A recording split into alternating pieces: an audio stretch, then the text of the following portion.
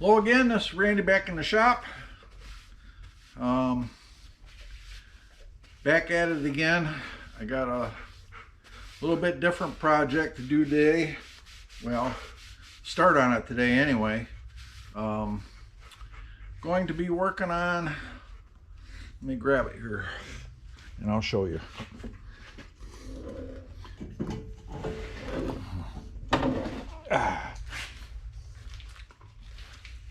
This thing right here. This is a Muncie 4-speed that is going in the 66 Chevelle that I did the 396 motor for. Have to tear that apart and see the condition of the inside, if it needs any synchros or any of the gears are bad or whatever. It's been a long time since I've had one of these apart. I had a 70.5 RSSS Camaro that had a 350 with a 4-speed in it, and it had a 12 bolt, and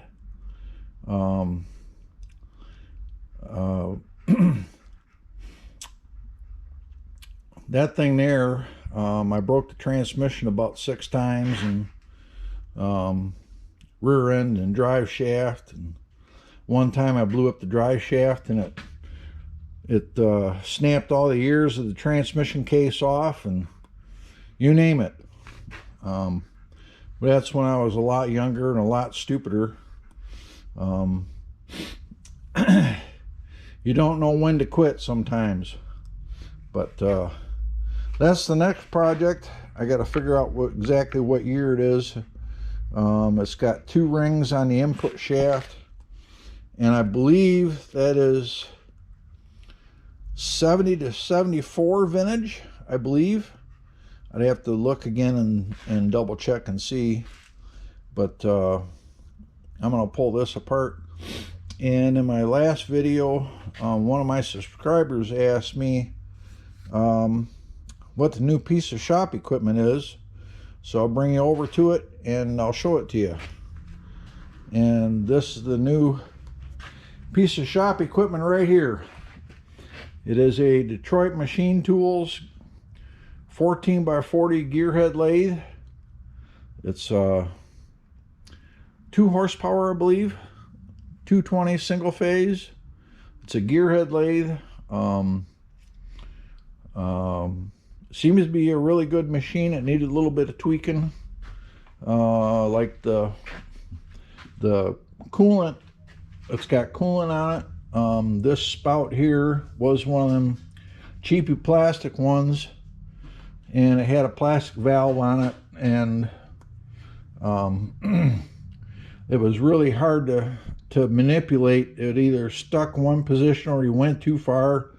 This here I got from McMaster-Carr, and I made this pipe here to bring it up a little bit, because the valve was right down here by the base for the light, and it was hard to get to.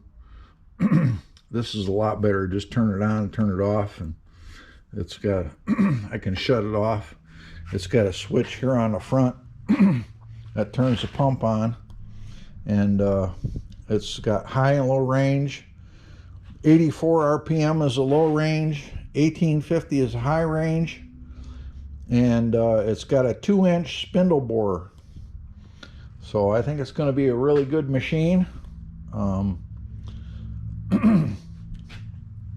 Put a little shelf down in between the base there for the lathe tools and so on. A lot of guys, they make a shelf up here, but I'm not too keen on that, because if you knock something off, it has a chance of falling on a lathe bed.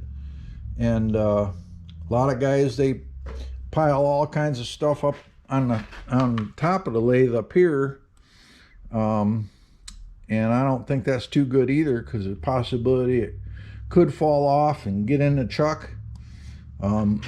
This machine here is also equipped with a DRO from the factory, which makes it nice. And I think it's going to be a good machine from the little bit I've used it, and made some modifications to it. The tailstock didn't have any way wipers, so I made up some way wipers for it, and so far so good. So that's enough on that, and we'll get to tearing this transmission apart. I'm going to get the fixture put on it, get it hung on the bench over here, and then we'll start taking this thing apart, and I'll be right back. Another way you can tell on these approximately what year it is if where your levers attach, if it's got a nut that screws on a stud that's built into the lever pivot, or if it goes in with a bolt. The real early ones are bolted on, and the later ones are have a nut and a washer that hold the arms on. That's another clue as to what year it is. So I'm going to continue taking this thing apart, and I'll be right back.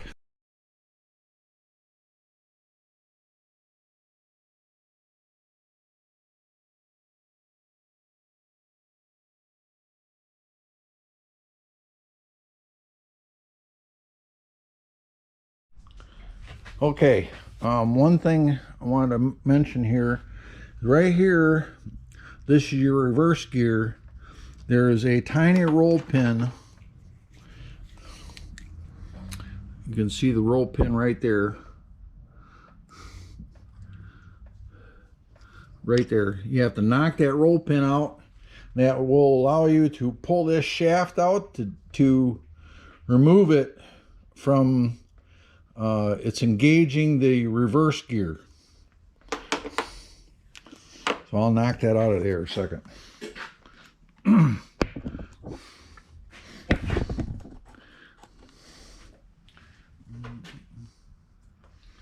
If you don't pull this roll pin out to pull this lever out, you can't get this tail housing off.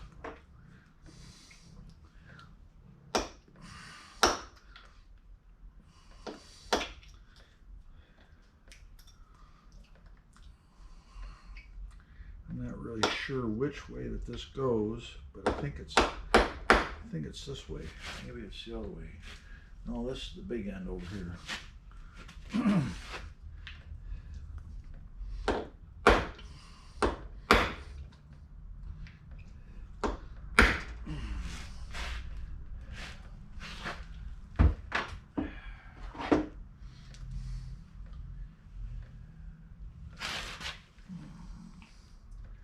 That's a small end. Let me get a bigger punch. I can't get it to move.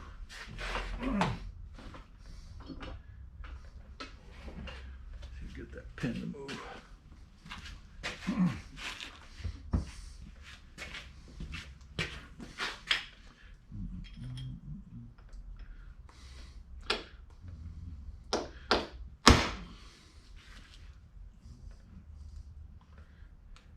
think I moved that time.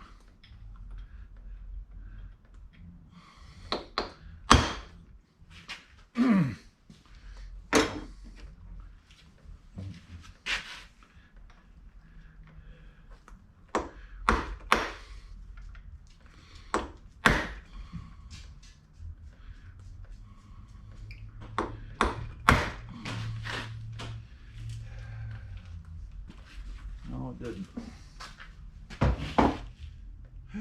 Bet my punch. Be right back.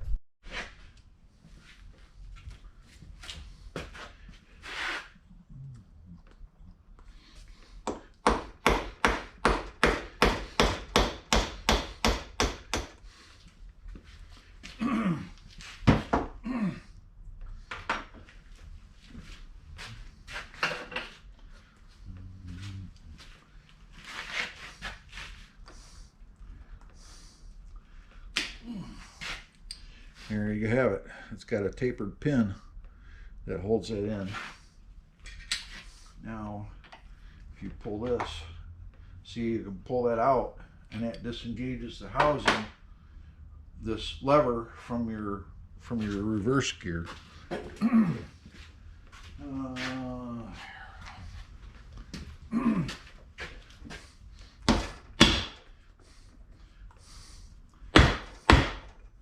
May have to pull this off too. Let me get a wrench for that. This holds in your speedometer gear.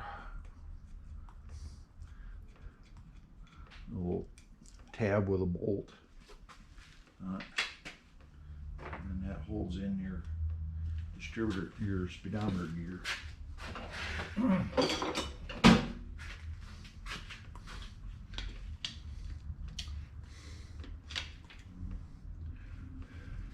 There's your speedometer gear right there.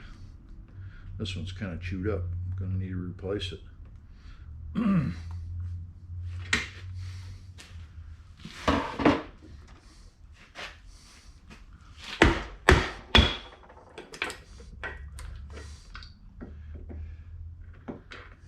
we have it.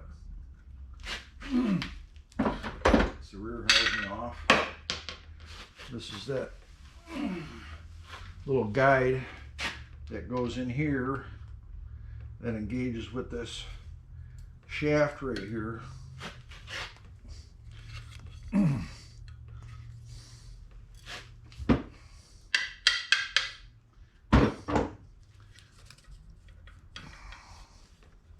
It's going to have a detent ball on it, I'm sure.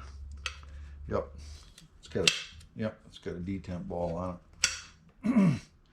That goes in here, which fits on this ring, which slides your reverse gear up. When it's all the way down like that, it engages reverse. And if you don't pull that pin to pull that lever back, why, there's no way to get this housing off.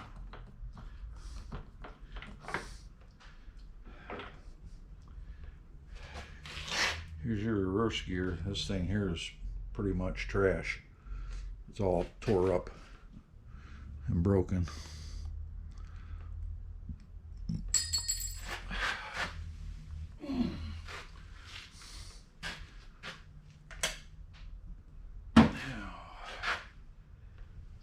Puller and pull that off.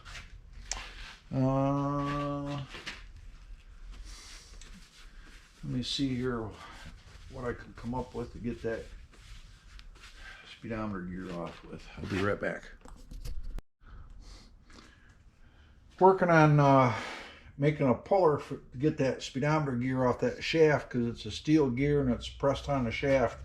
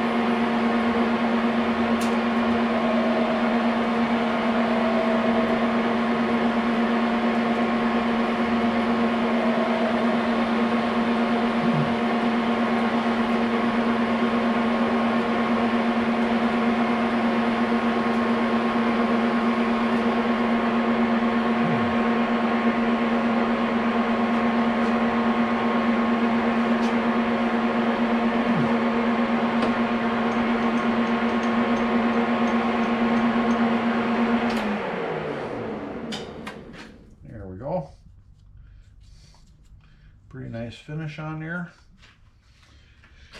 And now I gotta mount it in the mill to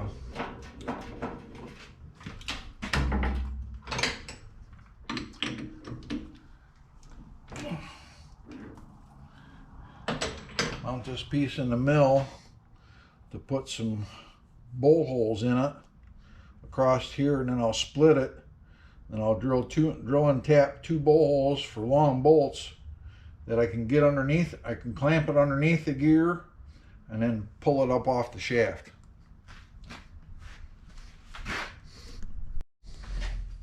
All right, I'm back. You can get to finish seeing me make this puller here, because the stand that I used for the camera broke, and when I got done fixing that, the battery in it was dead, so I finished making this while I was waiting for the battery to charge. Now we'll see if we can get this gear off here.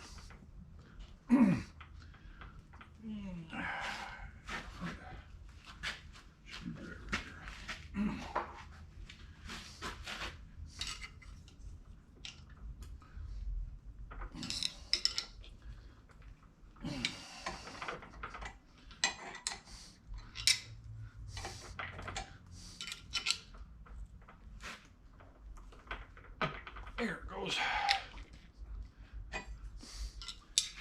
I don't remember how I used to get them off.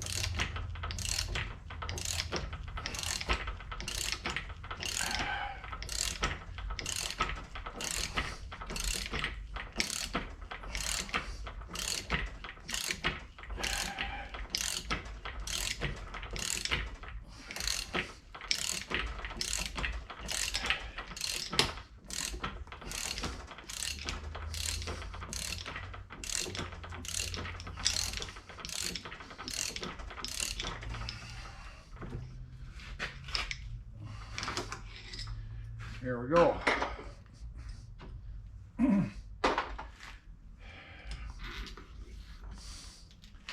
Like that. And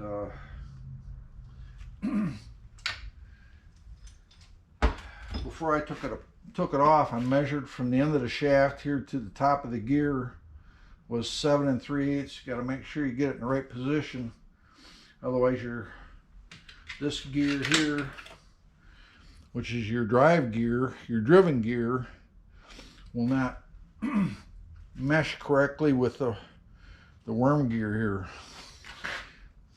As this turns, it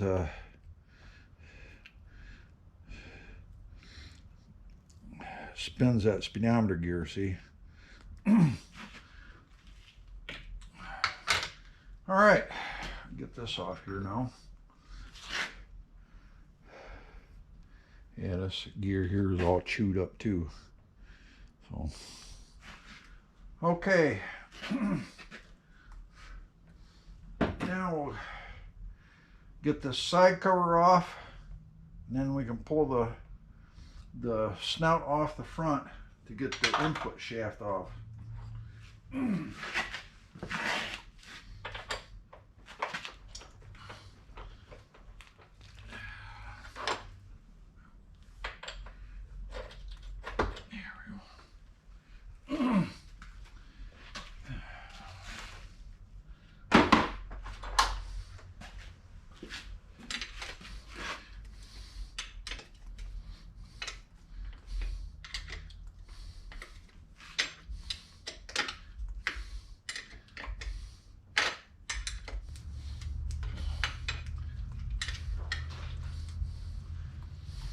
grab a sock to get them bolts out with.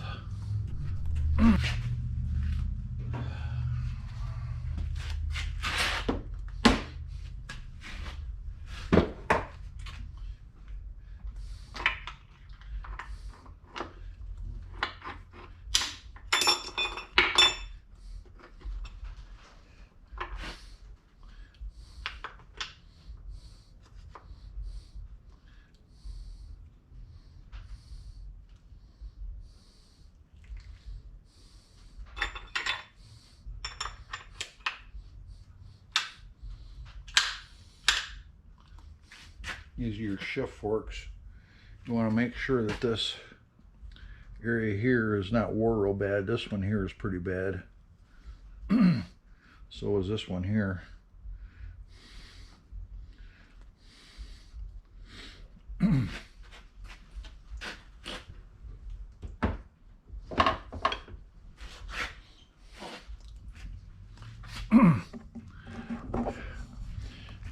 you can see down inside the transmission case, these are your synchros. Here, your main shaft, and that's your counter shaft in the bottom here. So I'll get these locking tabs off, bent over here, and we'll get this pulled off, and I'll be right back. All right, I got the bolts out. Just give this a little tap here.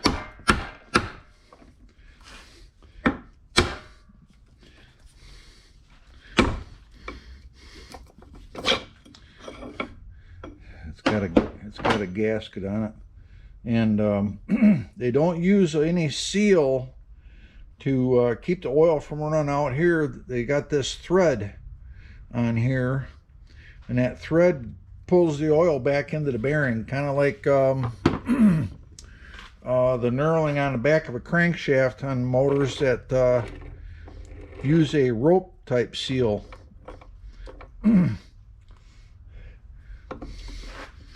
This here, I believe, should pull right out, I think.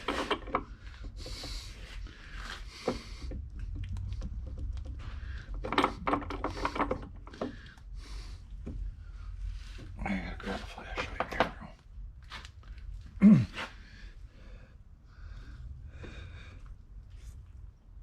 Nope, I gotta take the bearing off. Here, I believe.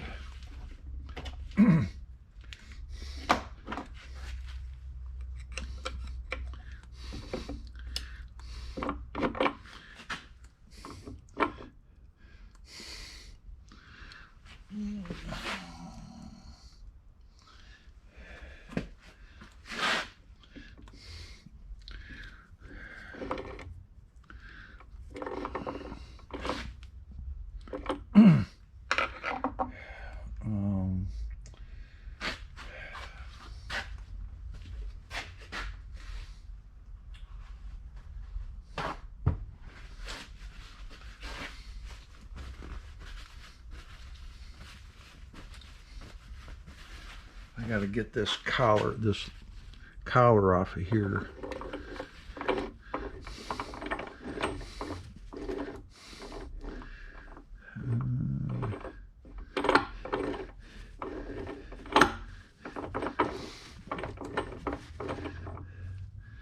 Let's see if I can back that off. I'll be right back. All right, I got that little lock ring loose. It's got a couple of flats on it here, but I don't have a wrench for it, so I just ended up using a channel locks on the outside here, and I'll clean that up before I put that back on.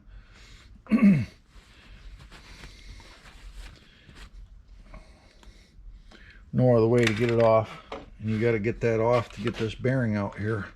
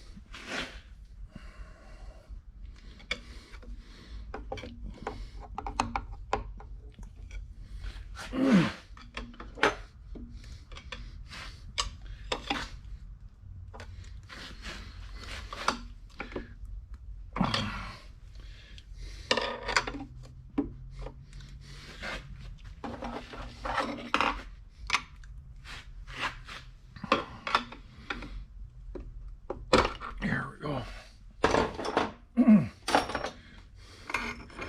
All right. This is your main input shaft bearing. Feels all right. Now,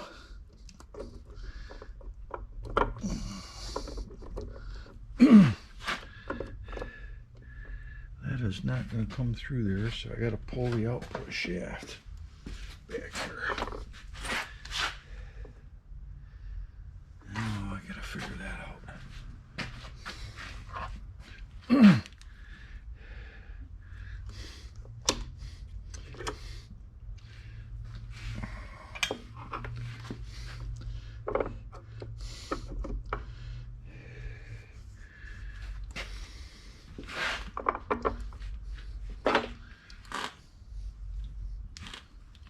Oh yeah.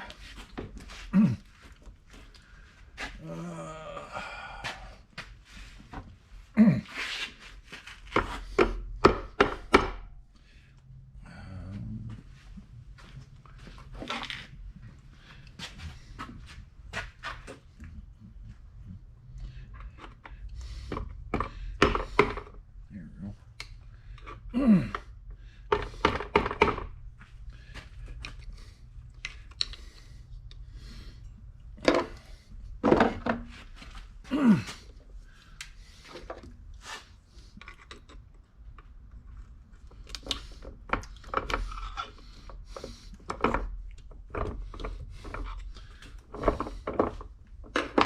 Okay.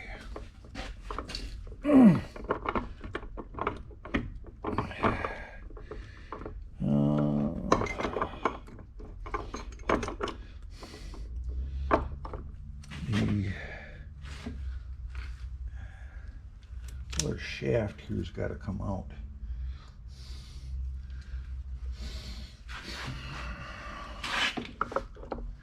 Yeah. There we go. All right.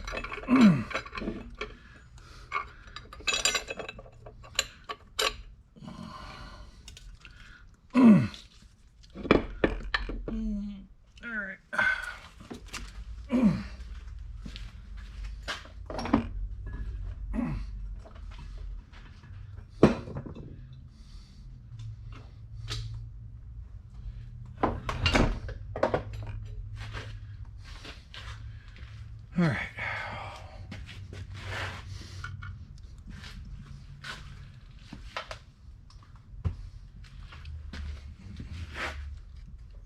And your input shaft comes out the front here.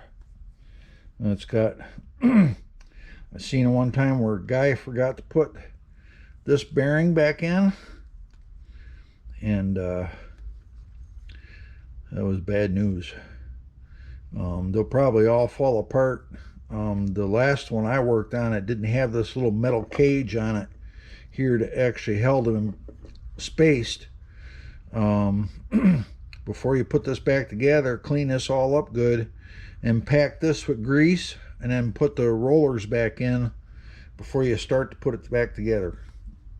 Very important that you don't forget that.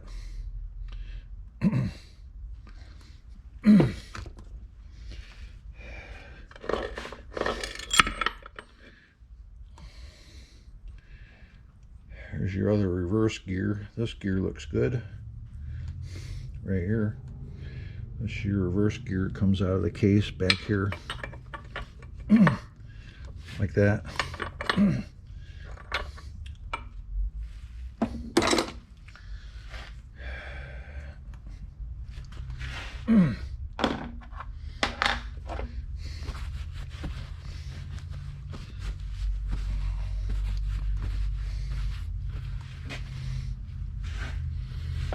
Now I gotta see which way that the idler gear shaft goes. I think it goes in from the back, so if I knock it that way it should come out.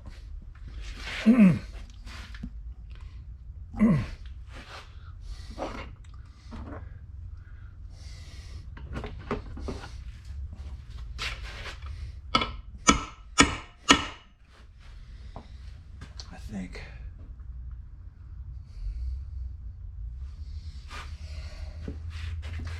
I don't remember.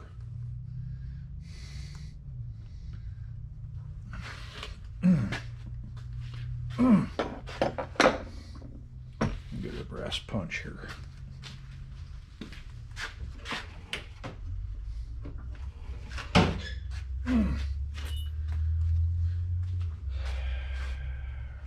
There's no pin holding it that I can see. I don't believe. Nope.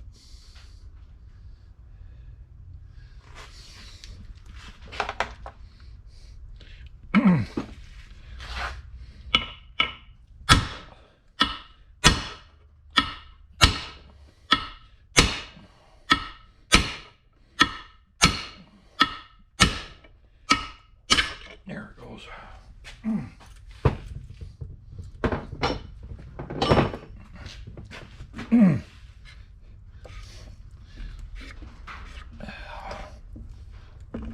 There, just like that. This is your intermediate shaft. Here, this all looks really good shape. No real wear on that. Well,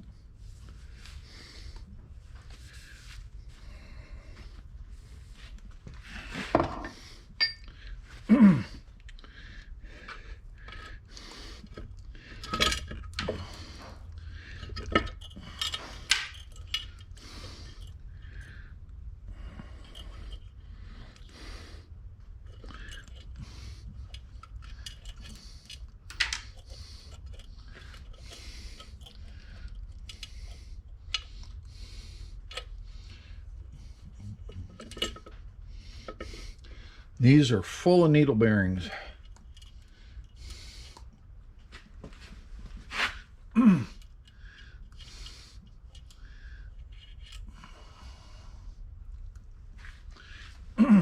It'll have like 4 rows of bearings in it like this here, and you don't want to lose any.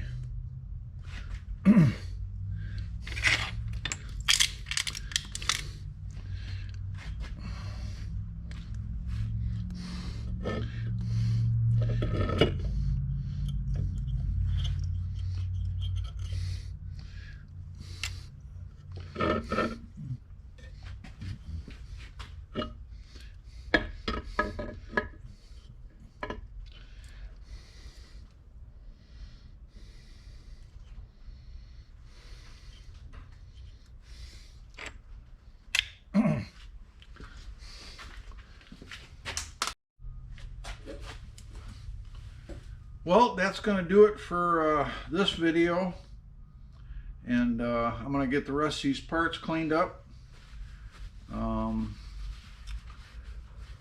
find out what I can get, what I can't get, and finish inspecting everything. I got to get all the gears out the main shaft so I can look at all the synchros and stuff, and get the case cleaned up. And I'll bring you back when I get ready to put this thing back together.